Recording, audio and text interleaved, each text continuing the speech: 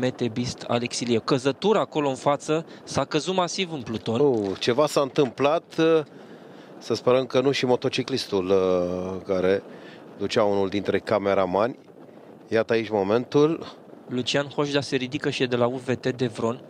Să sperăm că nu e vorba de un accident grav, deși aici vedem 3 rutieri care rămân cineva de la căzuți. Dinamo Zagreb, cineva de la insulele Baleare. Da, 2 chiar, cred. 2 chiar. Da. Nu, cineva de la Vini Monzon, japonezul, Toyama. Cel pe care l-am văzut de kilometri buni în spatele plutonului. Da, cine știe imediat ambulanța, una dintre ele evident.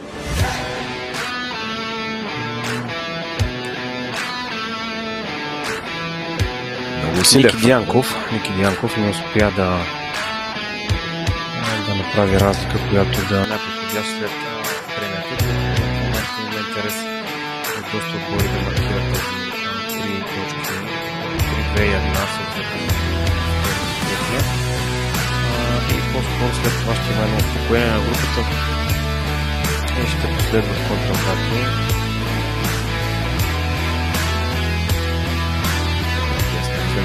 С бялото покълтица.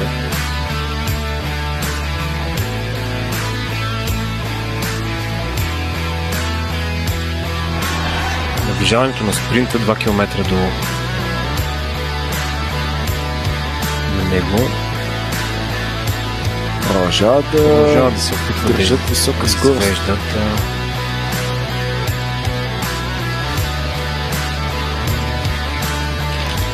Нямаме някой отбор, който да се е подредил в челото и индивидуални акции по-скоро. Минута на бегалците, но така и не успя да ги застигне до финала, оставяйки на 23 секунди за челната двойка Шура и Грабиш.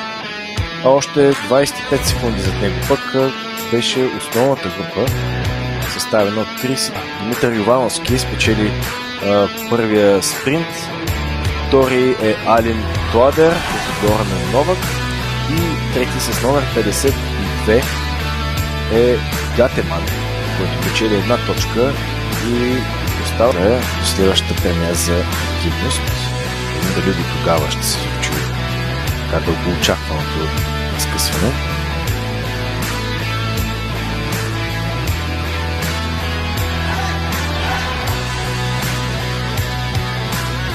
С един смесен отбор от Сърбия, Огнян Илич, Йован Дивнич и датели, които са останали в редиците на Горац. А ето го и Лъчо Ангелов, който може би ще се възползва да контратакува, но за сега кара с темпо.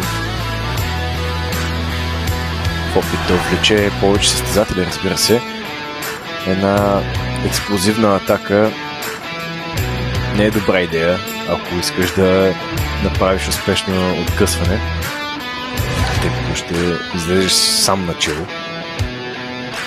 От отбора на Хемос също човек в челото.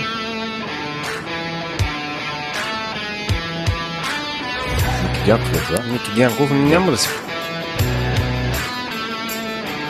И 28 км все още нямаме откъснала се група. Пронекс.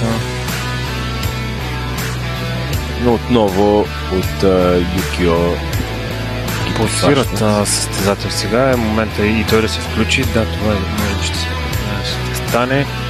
Да опита да повлече състезателя на Епронекс.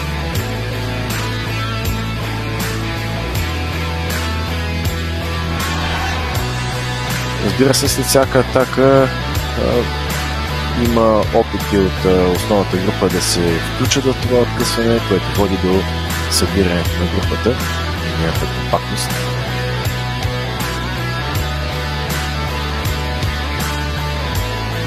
Всъщност от Вини Монзон Савини е състезателя на втора позиция, след това име поездач на Новак, сякаш.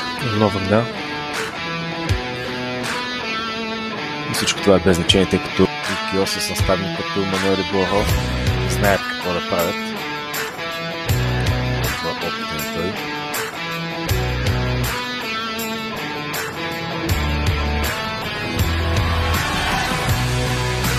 Вече толкова се създадат в челото от различни отбори, че в края някой от Юкио, разбира се, но не. И това няма да бъде късването на деня.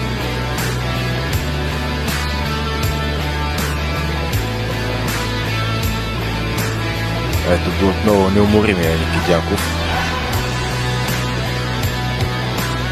Много силно. Много е трудно да се организира група, така толкова голяма група. Винаги има някой, който не е съгласен с това какво се случва или негов лидер е загубил позиции и се намира във втората група и той трябва да го чака. Това, което виждаме всеки сега се